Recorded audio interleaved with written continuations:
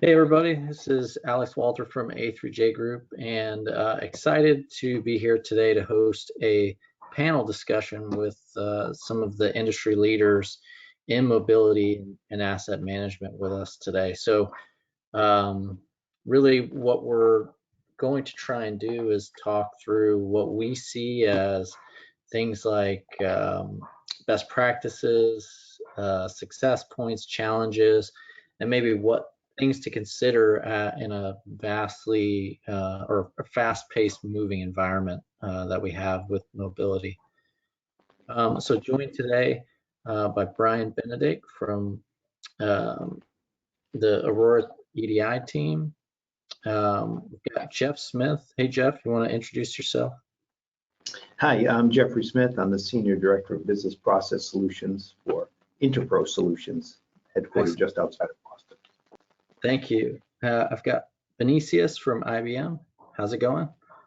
Hey, doing okay? My name is Vinicius, product manager in IBM, responsible for Maximo Mobile. And Shiva from CDM. Yeah, hi, my name is Shiva. I'm a principal consultant with Sudden EAM 360. Excellent. And then we have Richard as well on the line. Hi, Richard Almendares with Prometheus Group, work with our Maximo professional services team. Excellent.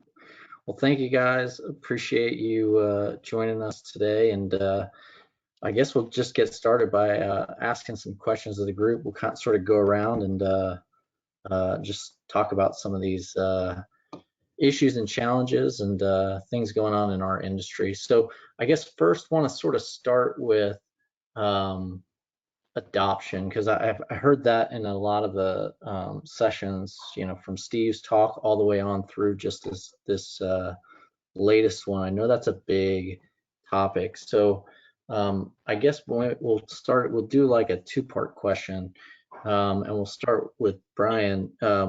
Just let's talk about and sorry, Brian, I kind of went through and skipped over you saying hello yourself. So we'll start with you, and can you tell me about just some things that you've seen that help adoption for mobile in the industry? Yeah, great question.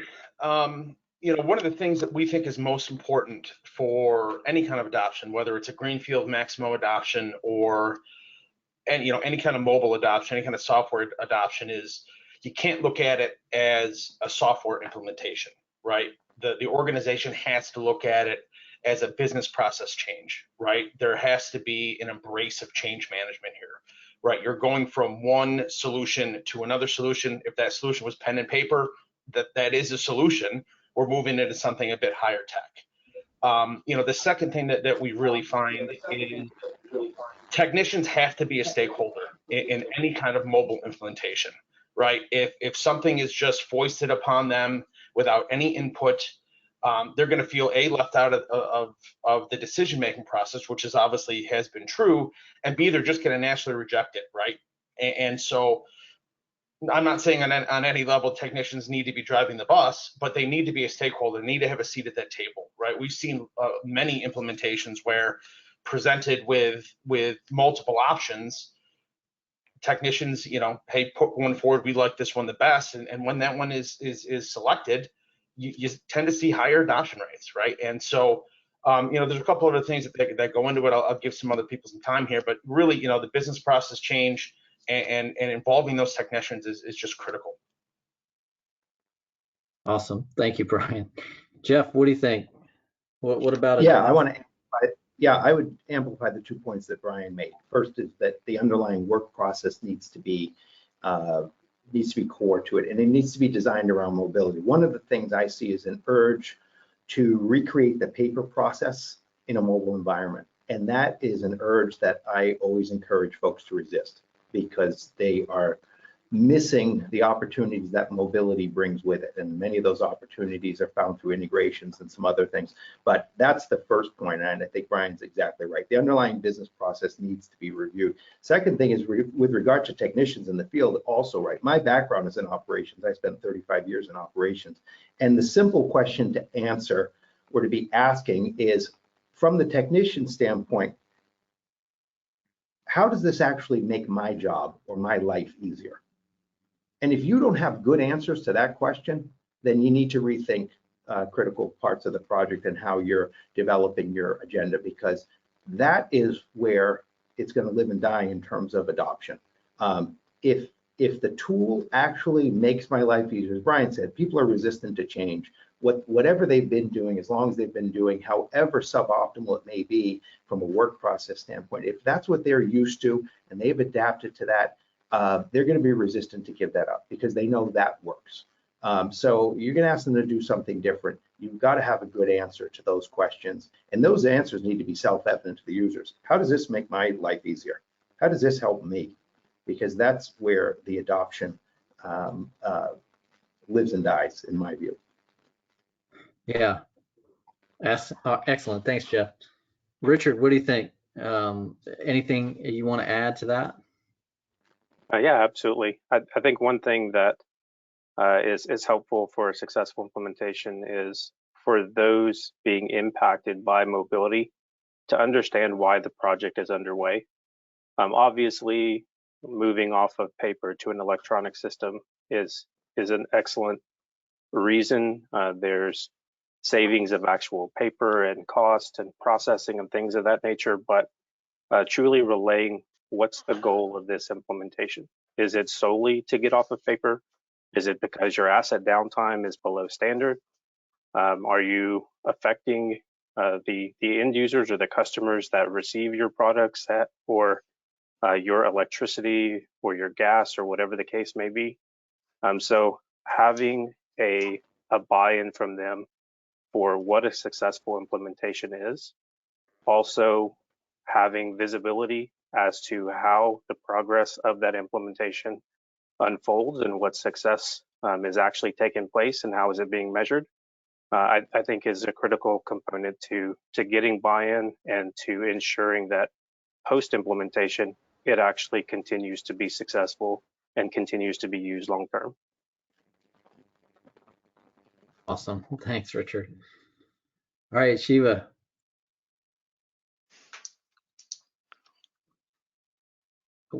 You might be on mute. Sorry. Am I audible now? You got it. Yes. Yeah. Okay. Yeah. So my perspective is, the involvement of the end users who are actually going to use the system. They should be a part of that. Starting from the scoping, defining the requirements. Actually, what are the challenges they face today on the field? Be it like they are going new to mobile, or if they are just going to adapt a new mobile, whatever it is, just trying to involve them in all the phases, starting from the requirement gathering. And even if the UI designs are there, they should be involved in the process of like validation. So those are very critical for any successful user adoption. So they feel this as them as a part of the process. And the next point I want to highlight is I think it was highlighted before is the change management. Most of the time, this is taken as like a product, just like a toolkit, implement and go. Mobile implementations are not like that. So like an improper change management, trying to address them, seeing through the scenarios they live day in, day out, and then how it will look like when a new product comes in, it's their life. So their work life is going to change. So adapting to them, going through those changes with them, I think based on our experience, we have seen them like helping a lot for the user adoption. Excellent. Thank you. All right, Vinicius. All right, and every time that we really talk about user adoption, change management, some of the things that are not clear most of the times, even talking to the technician, the one that will be in the edge informing that status, that thing that you had to update, but really from an end-to-end process. People need to be aware about their role and their contribution to that, and change management is really key for that. So really not just translating like a piece of paper to a smart device would not suffice the need, other than having the right inputs from the technician in the field and how that translates to value for the entire organization as a business process, as a delivery. The other thing that I would like really to highlight is really, as we talk about user adoption, engaging them in the early phases is key, but really organizations try to push hard for one solution for all, and that's not always the case. Everybody have a feeling as it comes to technology, how I should use it, what is the preference for that user in the field. And that's kind of the typical question we got asked all the time. Oh, should I push iOS or Android? That is not the answer. The answer is, what do you feel more comfortable using it to be more productive doing your work? So there are really several, I would say, areas that we should treat as a user adoption, not just from the tool, but the process and really the feeling of the technician by using what we are providing to them. Very good. Yeah, I mean, obviously it's a big change management endeavor to start putting new tools in people's hands. So thank you all. That was very good.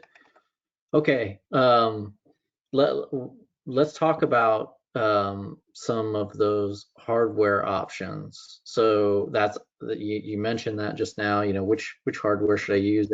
And it is, I agree, very much you know, what is most comfortable, but we get asked that question all the time. So I guess we can start this. We'll start this time with Jeff. Jeff, what do you think from a hardware perspective? I'm sure you get asked that question a lot. How do you answer that? Yeah, I get asked a lot, and we have had a lot of experience with it. I've had a lot of personal experience with it. The answer is no one-size-fits-all approach. Generally speaking, though, field technicians prefer smaller to larger when it comes to devices. So that typically translates to a cell phone rather than a tablet. Furthermore, a single device is typically preferred over the dual hand Luke strategy, where I've got to carry more than one device.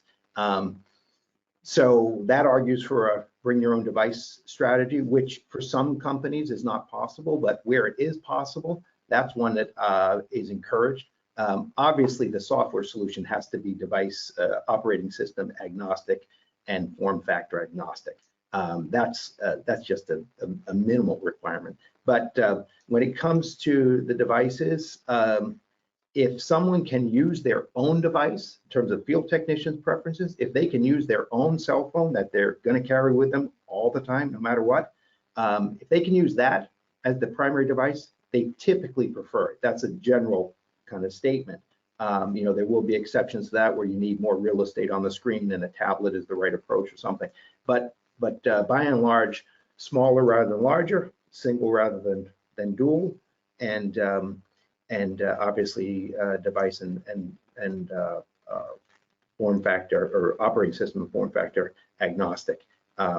So those are the things we've got a lot of experience where organizations have learned the hard way around mandating a particular device and choosing that device. And many times, and this comes back to the problem of projects that are led by the IT group rather than the operations group, the device is selected kind of corporate by corporate IT, if you will. That's rarely turns out to be the best choice. They mandate, well, we've got to have these ruggedized Windows devices or this Panasonic device. And typically those do not go over well with the workforce. So we've seen a lot of customers that have been have had that experience and had to kind of revamp and kind of do a do-over, if you will, on device choice. So it's definitely something that should be discussed and considered very carefully. And also, along with that, having a device use policy is something that I also encourage clients to develop, and we give them some tools around some examples of ways to do that. But having a really clear device use policy, because that's the other place where you can get hung up on your project, where folks begin to get concerned around whether they're what that device can do when it's in their hands. Am I being tracked? Is this capturing things that they don't want captured about them, so forth. So you've got those concerns that are also underlying many workforces, and so it's definitely a topic area that should be approached with a great deal of sensitivity and consideration. Gotcha. Thank you. All right, Richard, what do you think? I'm sure you get that question a lot too. Yeah, absolutely. And I'll take it even in a slightly different direction, because I think we'll get a lot of iOS versus Samsung and tablet versus mobile conversations. But even taking it back to a bit more of a basic scenario, and does your mobile implementation need to be fully connected, or can you support offline? I was a part of an implementation many years ago where it was an organization doing one calls, ensuring that it was safe to dig, and all of their devices were connected. They had cell capabilities. They were told that there was no location that they supported that wasn't going to be able to connect cellularly. And although they had some feedback from techs saying that that wasn't accurate, and that there were going to be phases and areas where this wasn't going to work well, I went out on some of those one calls with them. They took us to some of the most rural, remote locations within their state.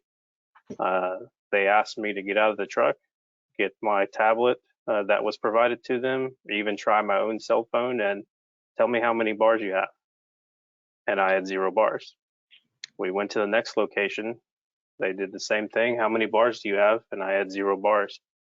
I thought for a moment they were going to leave me out there because I was part of the implementation team, but we were going off of the knowledge of those within the company that they had full connectivity anywhere that they needed it, and that truly wasn't the case.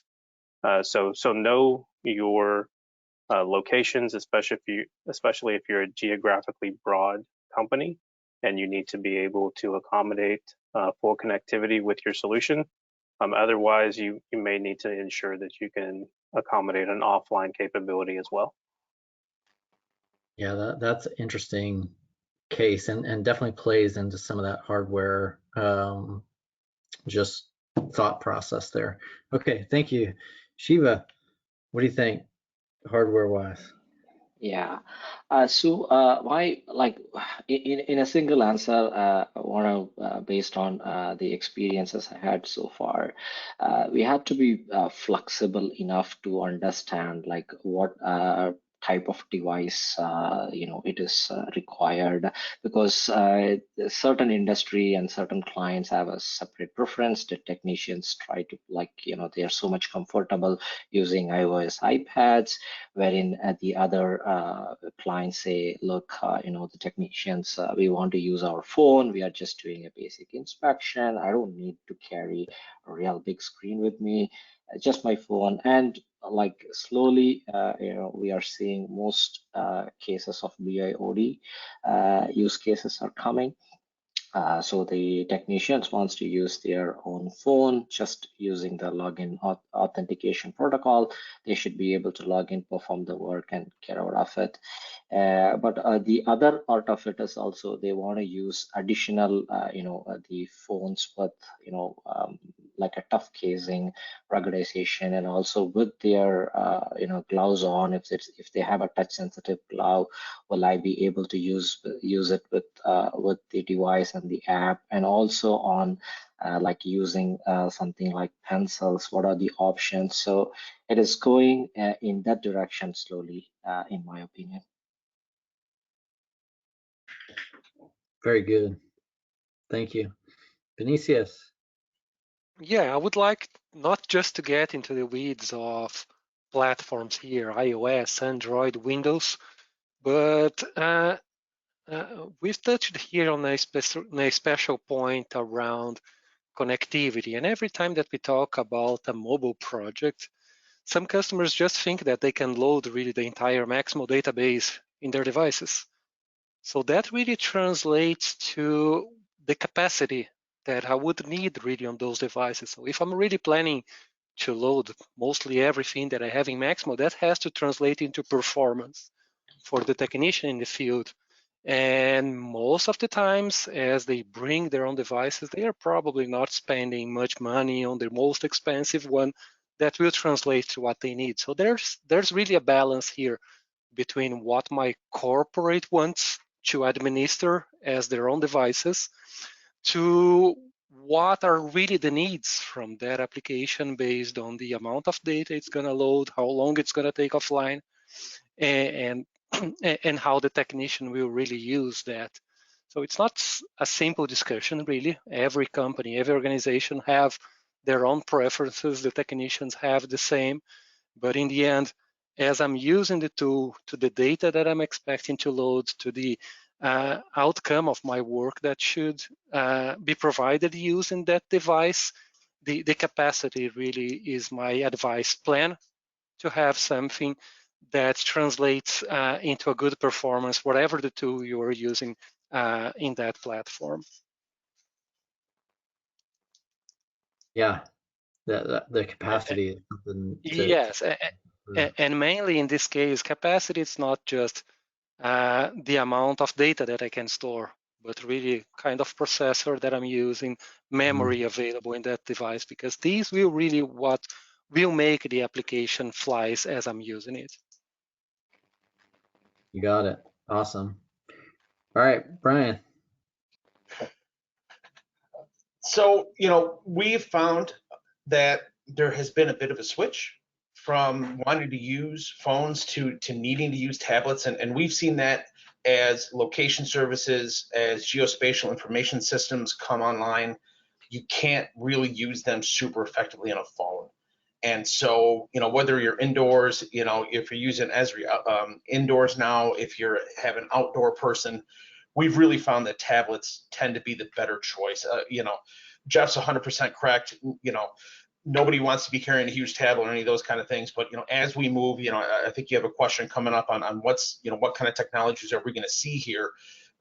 As Esri indoors or these indoor services come, further down the pike, you're just going to need a larger screen, right? It's just the reality of it. And so, we see, a lot of kids, a lot of teenagers these days using a lot of tablets, right? We're going to see a lot of technicians, right? The technicians 5-10 years from now are going to be tablet forward, right? And so certainly, iOS versus Android is a personal choice of the organization, but really what we're seeing here is a farther move to tablet. Now, do you have to give them a full-size iPad? No, right? It can be an iPad mini or one of the smaller tablets or whatever it might be, but we're really seeing a lot of tablet usage going at this point and going forward. Yeah, definitely. The information at the fingertips, right? So the larger the real estate, the more information you can sort of give to the technicians at any given time. So interesting thoughts there. Okay. Okay, let's move on from hardware here. Let's talk about just general, what are some of the more common just mobile software requirements that you guys see in the field? We'll start with Richard. And just to repeat the question again, some of the most common features that are being requested? Yeah, like what if a customer were to come up to you and say, hey, Richard, we really need X, Y, and Z, they're sort of like key feature requirements of the mobile solution. What are some of the more common ones of those? I mean, obviously you have like your base use cases, but anything that you're seeing trending from customer feature requests? Sure, absolutely. Speaking about the most current time frame, a lot of questions that we're getting are in regards to one, Mass 8. So how is your product going to interact with the Mass 8? Any special things that need to be accommodated? I think people are a bit hesitant in taking that Mass 8 leap, but they're all in their kind of pre-planning stages right now. So they're trying to identify, can they utilize the same applications that they're currently using? What are the pros and cons of some of what IBM is providing as a part of the Mass 8 infrastructure. So that seems to be a question that we're getting quite a bit.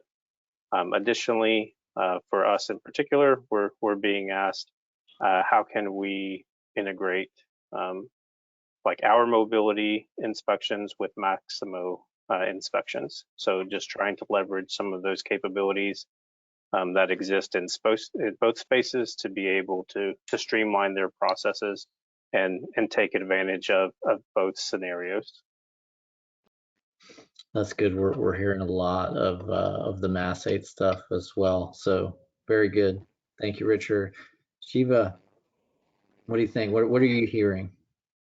I have to, for utilities specifically, there are a lot of requests around the mapping integrations, geofencing and function features around that. So typically we get a lot of questions around feature requests around mapping. The next big thing that we are hearing is on the inspections related, integration, how it will work, and what are the other features, what can we do better than what we have today. So a lot of interesting requests around inspections and connectivity, like IoT, small beacons and other devices integrations. There are requests around that, and yeah, pretty much these are the things that I have noted down. Gotcha. Thank you. Awesome. Vinicius, what do you think? What are you hearing? Being in the IBM side, we hear that we need the entire Maximo in mobile. That's great. kind of the common request. But as you approach really technicians, the approach has been really to simplify. And simplify means, okay, what is the things that you expect to do while you are in the mobile, in the field? So things that are quite common around work execution are really to try and leverage most of what that mobile device can offer to me. So Siva mentioned about mapping, GIS capability, and you were there. So using like geolocation to drive my work has been a common request in that space for sure. Use native device capabilities, and every time that we talk about it, every device has something different. So we have to go beyond like just commercial ones and start looking at ruggedized devices with built-in capabilities that perhaps we are not leveraging today, RFID, NFC, laser scanners, and so many others that are out there. So these all really plays into functionality that we need to have in the application. So can I scan and see my work order? That's a common request that we get all the time. Oh, can I scan this item here and see the balance? That's another example how we converge, I would say, a mobile specific requirements to an application functionality. So these are quite common. Very good. Thank you. All right, Brian, what do you think? What are you hearing? Yeah, I mean, it's a lot of what everyone said is we're hearing the same thing. I mean, simple things. Does it work online, offline, right? If I'm out of Wi-Fi range, or if I'm, like Richard said, in the middle of the Rocky Mountains, am I still going to be able to do my work? You heard me speak about GIS last time. Everyone else is talking about mapping and geolocation functions, right? That's front and center for everybody. But really, the biggest thing that we hear is, I want my technicians to have as little data entry as possible, right? We know that data entry, heavy amounts of data entry, are just an immediate turnoff for a technician, right? They want to turn wrenches, they want to get work done. They do not want to spend 20 minutes on a tablet or 20 minutes on a phone filling out 100 different things. And so if that mobile solution can pull as much information of that asset, whether it's coming from Maximo or coming from GIS, forward, so that all they really have to populate is what's going on, in a wizard type format. We talked about adoption rates earlier. That really drives a heavy amount of adoption, right? If it's just, and no offense to the IBM folks, if it's just a mobile version of Maximo, that's going to be really challenging. And I think Vincinius talked about that, right? Is if you're pulling that whole Maximo application onto a phone, onto a tablet, somebody's going to use it for an hour and then heave it into the river, right? And so, just making it as easy as possible to get the right information both to the technician and then push back into Maximo so that leadership can make those really good decisions on asset life cycle and so on and so forth. Right, that starts with as little data entry as possible. I like it. Thanks, Brian. All right, Jeff.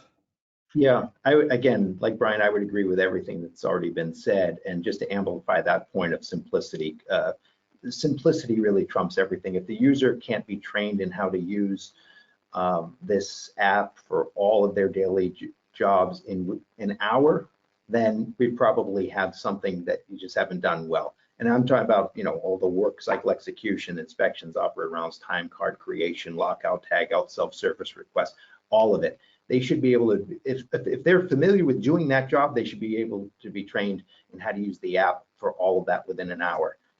Full offline functionality is really becoming a must-have for most operations in most operating environments. So that means everything has to work in offline mode, in disconnected mode, and that the sync process has to be both lightning fast and consistent. So that we're finding that is kind of a showstopper for a lot of customers too. This is kind of their basic starting point. The native app functions on the phone, the features on the phone, being able to leverage all of that, the voice to text, the camera, for scanning QR codes and attaching photos, having full editing capability, markup, accessing the Google and Apple Maps, all of that, again, kind of a starting point. Have to be able to keep up with the hardware devices and make sure you're leveraging all of those tools that the manufacturers are bringing to you. And beyond that, again, with all due deference to IBM, you do have to be able to mobilize every function in Maximo where there is a mobile use case. We've done that across the entire platform. We've mobilized everything that someone would want to take in the field with them with regard to desktop Maximo. So you've got to be able to mobilize every function that has a mobile use case, and then beyond that, the integrations where you can really leverage the collective intelligence of the organization through integration. You don't need to, obviously you won't and can't and wouldn't want to keep all information in Maximo. You've got other systems that need to be thoughtfully integrated in order to give the technician, as Brian said, everything that they need in the field when they need it and only what they need at that time. You can't overload them with stuff. It's got to be simple. You got to minimize their time, their screen time, and certainly their data entry time in order to make it really effective. So yeah, I just I'm in agreement with all that. Still a lot of confusion over Mass 8, so we're hearing a lot of questions around that. And, trying to navigate through that. I say everybody knows it's coming, and they're in the early stages of their preparation for it. And as others have said, things like mapping and inspections and all of that continue to be usually core requirements of just about anyone in the mobile space for Maximo. Okay, fantastic. Thank you. All right, let's get some crystal balls out and maybe take a look into the future with mobility. What are some of the things, maybe like hearing things about augmented reality and seeing all these fancy, robot dogs at conferences and things like that. What are we seeing as maybe like what's coming from a mobile perspective? And we can start with Siva. Yeah. Like my take on augmented reality, yes, this is, it has already started making some waves in the market. But in my opinion, it will need some time to get matured. User adoption will take time. Maybe certain businesses can adapt this soon, but I do not see this as like a next immediate future taking over the mobility space. It's going to take some time, in my opinion, but I'm seeing a lot of IoT related integration. Probably like I go to the field, if a device can talk, I should be able to like capture and like record the readings kind of things. So like I think those are like really coming up. We are seeing some kind of requests coming in already for these kind of requirements. Something like I want to connect to an external device. And the third thing is more on the integration. The users are requiring like a configurable integration. So I should be just able to go ahead and start integrating. It depends, really depends on the business nature and what they want to integrate. But integration has been a key discussion, and I'm seeing it will expand more in the near future. That's my opinion. Yeah, that's interesting. Thank you. Vinicius, what are you seeing, or what are you thinking as you look in your crystal ball there? Yeah, every time that we talk about mobility, it's not just a matter of mobile devices. Everything that is moving, I would say, along the way would be considered some type of mobility use case. And the technology is really evolving as we look at drones, the smart dogs, as you just mentioned. Every different capability brings data, brings things that we need to be prepared to analyze and receive that from a Maximo perspective. So it's not just a matter of the mobile devices. As we talk about, okay, let's try to concentrate on the typical consumer device that we have today, trying to help the technician in the field.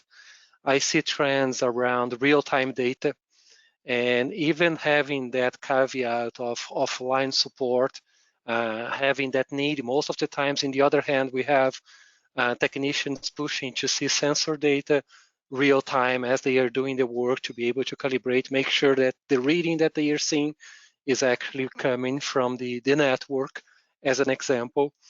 The augmented collaboration is a great factor. And as we talk about augmented collaboration, it's not just like using like 3D schematics, be able to see things real time through a smart glass, but basic things like using my device camera pointing to a device and really getting more out of it. So being able to understand what that asset is using image capabilities to the point of combining that with live data coming from its sensors, I see as a trend in the market. Excellent. Thank you. Brian, what do you think?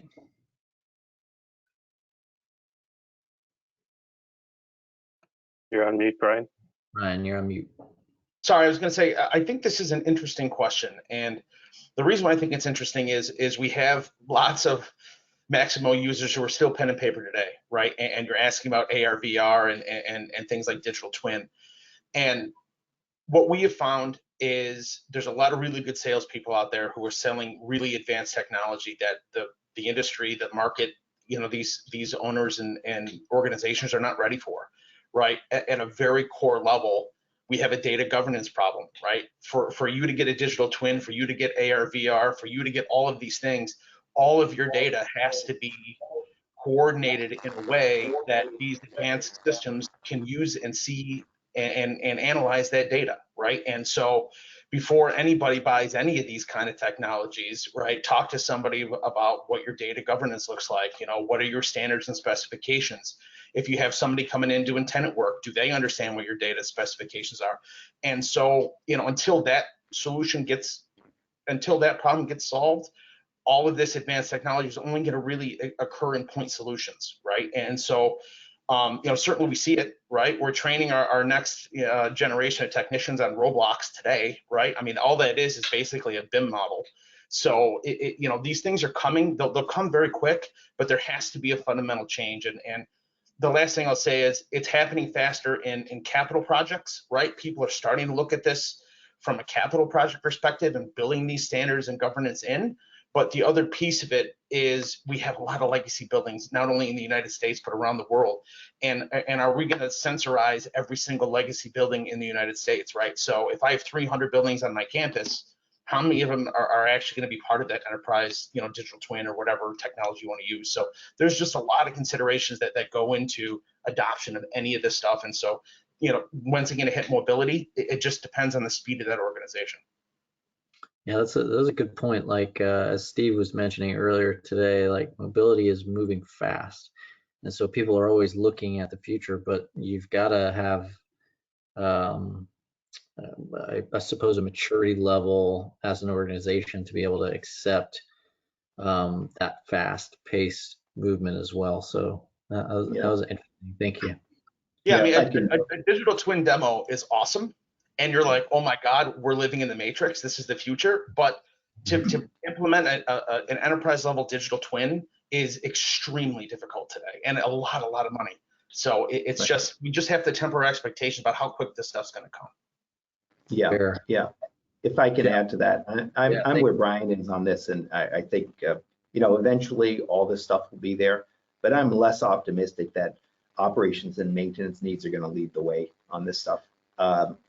There's still lots of runway ahead, mining value before that, as Brian pointed out, and I think IBM shared with me a year or two ago at Maximo, well, 40+% of the Maximo implementations have no mobile. They're pencil and paper operations, 40%. So there's a lot of organizations that are so far behind that curve that to start with augmented reality. And the reality is, and again, this is not universal, but for a big swath of O&M operations, even after construction, operating a BIM system, for example, for maintenance makes no sense to them. The overhead associated with the back end of these systems is so enormous by comparison to the value. And you say, oh, well, you show somebody BIM, for example, just using that. In construction, it's great, but you show it to them for operations, and they think, oh, this would be great. We'll know where every valve is. We'll know where every cleanout is. And the reality is, the technicians who work in and around that building, after a couple of times, they know where everything is. They find it, and they can find it from a plan.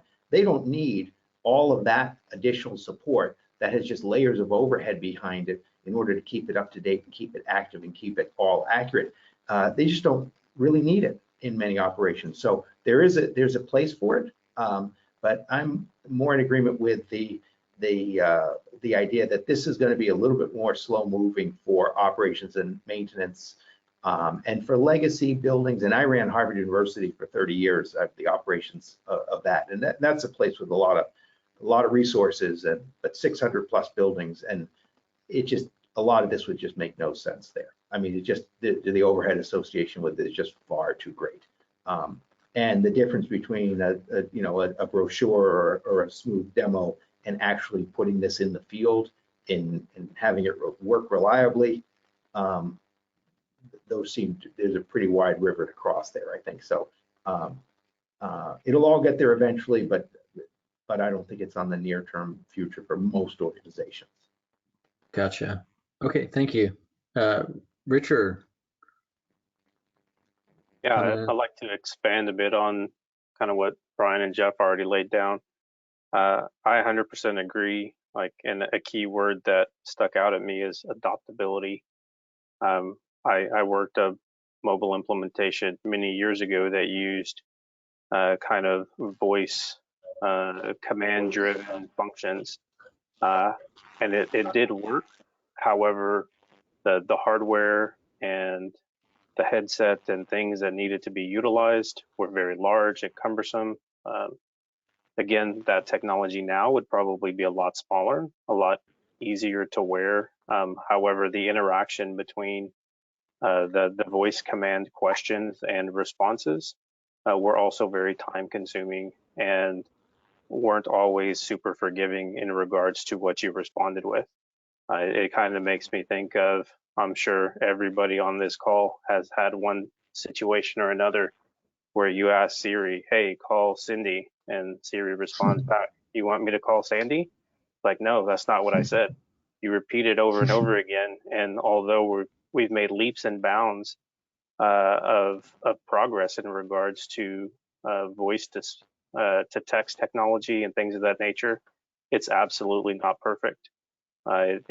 It's affected by your surroundings, by slang that you may use in your text, by your accent, by any number of different factors, and finding a solution that can be adopted by the greater community of your organization is not always easily going to happen. Great, thank you, Richard. Yeah, right. but I agree with the other end of these as well. There are industries that have demand on that, and the typical example that we are hearing is okay, it is not perfect. There might be noise in the environment and so on that will impact really how we try really to understand, and that's not perfect. We agree. But if you look, okay, a basic example of a mobile user with a tablet device, there will always be situations where hands will not be available. I have gloves, perhaps my hands are dirty. Things like these are items that we should really consider from a user experience and user adoption point of view. So it's not just a matter really from having an nice UI, having the capability available, but how I am using that as a consumer. And we are hearing that, okay, it's not really all the customers that have that, but some of them are really pushing the edge to have those capabilities available.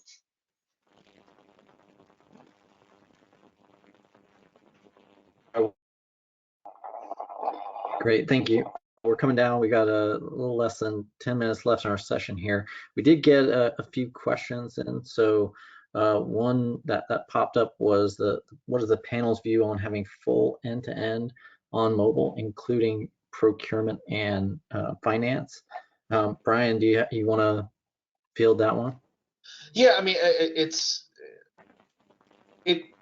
the approach that we take is roles and responsibilities, right? So does the average technician who's going to work on an air handler need to have procurement or finance accessibility, right? Maybe if you're I think the answer is it depends on your organization.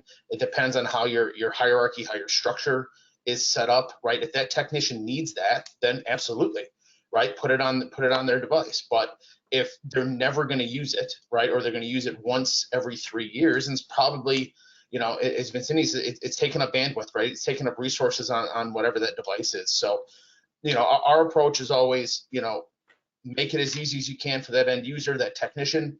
They're the ones who are really driving the ship here, and certainly, should they have maybe the ability to see, hey, I need to go change this flush valve out. Do we have a flush valve in inventory? Yes, absolutely. They should be able to see that because that's a use case that's functional for them. Do I need to be able to order that from my phone on Amazon? Again, it just depends on the organization. So, I certainly don't want to speak for anybody else here, but I think you've heard over and over, you got to make it as easy as possible for these folks to use it, because then then you'll see high adoption and you'll get the efficiencies that you want to deliver for your organization in a mobile solution. Yeah, Jeff, I mean, I think you said end-to-end mobile. It's kind of something that you believe in. Is that something that you want to expand upon? Yeah, and we built out use cases like that for customers. In fact, we did that for Harvard, where the technician is able to do everything from their phone. I mean, everything. Whether it's from execute work to order materials to request time off to track safety training and lockout, tagout use, and everything off the phone. But a lot of that's done, as Brian points out, with integrations, and it's done selectively. So it's role-based. Who needs to be able to do this or that? So there are key integrations that many times involve financial and even the entire P2P cycle, procure to pay cycle, doing all that, even through a mobile device. If there's a use case for it, you can build it, but it's certainly not universal. And just to get back to that, it's really just what's the role, what's the need of the role? Does it make sense? Is there an ROI for your organization to do it from a mobile device or mobile platform? If so, then we create it. So. Yeah, definitely possible, and it has been done. It's not a wide use case right now, but the materials management, materials ordering, materials management, being able to look at inventory, being able to order things that are out of non-stock items, being able to integrate that with vendors, That's all been done, and there is strong use cases, strong use cases for that. Gotcha. Okay. Well, we got about 5 minutes left here. I want to let you guys at least give some parting thoughts. Richard, you got any parting thoughts here you want to leave us with about mobile? Sure. Let's go with a new implementation, since was it Jeff that mentioned that only 40% of Maximo customers have mobile? I'm not sure if I got that stat right, but I think it's close at least. So though that many Maximo customers starting off without any type of mobile workforce, you have to treat it like any other requirements gathering session of configuring Maximo in a very similar way. What are the benefits that you're hoping you get out of it? Are those clearly communicated to all resources involved? Do you have a clear testing plan? Have you ensured that everybody is going to be trained and how they're being trained? Training, I agree to some previous points being made earlier that if you can't train a user in a very short amount of time on mobile, then you've likely done something wrong. So whereas in like Maximo implementations, training is probably one of the most substantial components to ensure success. So ensuring that you've got folks that have been involved in this process before, that they've had a proven success record to help ensure and guide the customer along the way, is just a key component to making sure that your implementation is successful. Awesome. Thank you. Steva, what you got a parting thought or two? Yeah, sure. So just to reiterate on the topics we spoke. So for the mobile implementation and to increase the adoption of the mobile by the field technician, end user involvement right from the product selection, continue it. It's not just a one-time activity.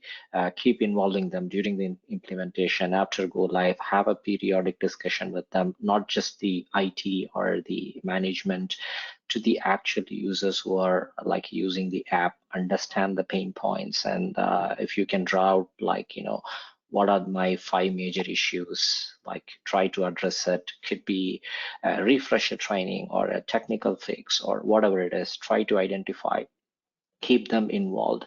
I think that's where we have seen the increased adoption, and we also get to know their opinion. The second thing is on the as much as possible provide simple user experience to the technicians and present them with only the required information at the part of their work process. Like if I'm doing this activity now, and what are the information required for me, and what are the fields that I need to like complete the data. That's it. No other information. We try to make it intuitive as possible to get the increased adoption rates. Gotcha. Thank you. Appreciate that. Vinicius. Yeah, I would totally agree with the user engagement since the beginning. But my advice is really from a road mapping perspective. So I have really most of the times an immediate need from a technician in a particular use case that I would really need like a mobile solution to help me. But as I look to my organization strategy, a long-term strategy, what else are the needs? Who else should I have to engage in the decision of going in this direction versus the other?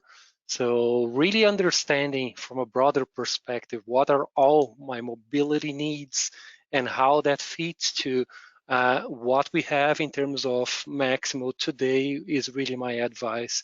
So don't try to minimize the effort, because once you go in that journey, I would say there is no way back.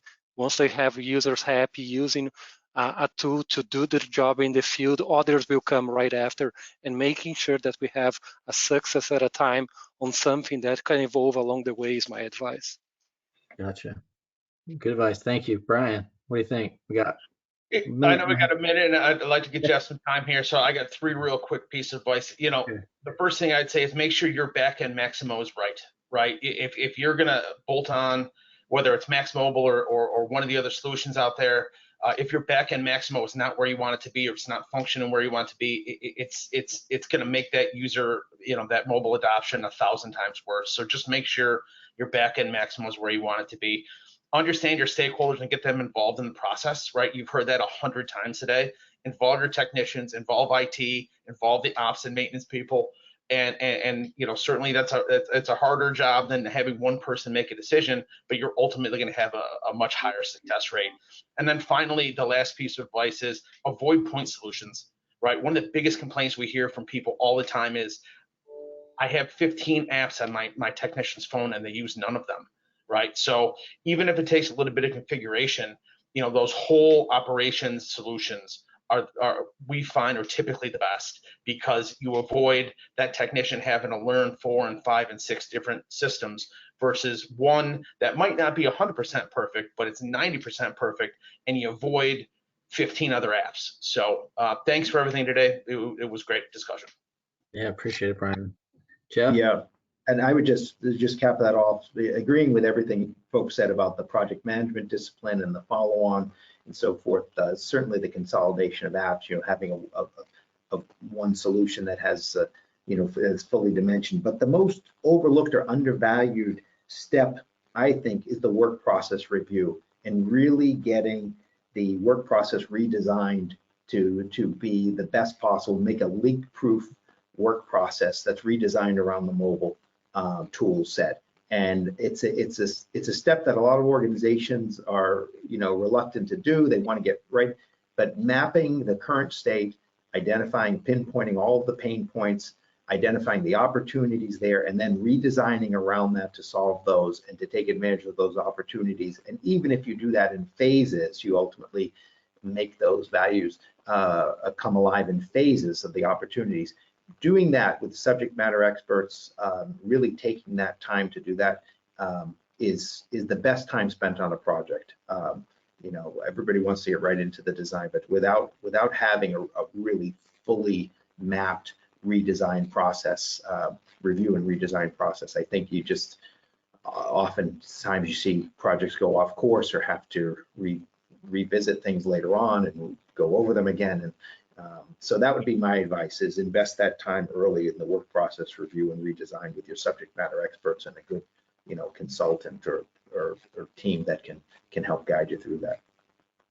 Awesome. All right. Well, listen, thank you guys. It's been a lot of fun today. Really appreciate the insights. Want to thank Project Tech. I feel like this is it's been a very good forum, and really appreciate them hosting the event. And from my perspective, again, just want to say thank you all for joining, and thank you to the panelists here for being good sports and answering the questions. So, all right, signing off. Thank you guys. Appreciate it. Thank you. Thank you as well. Have a great day. Bye.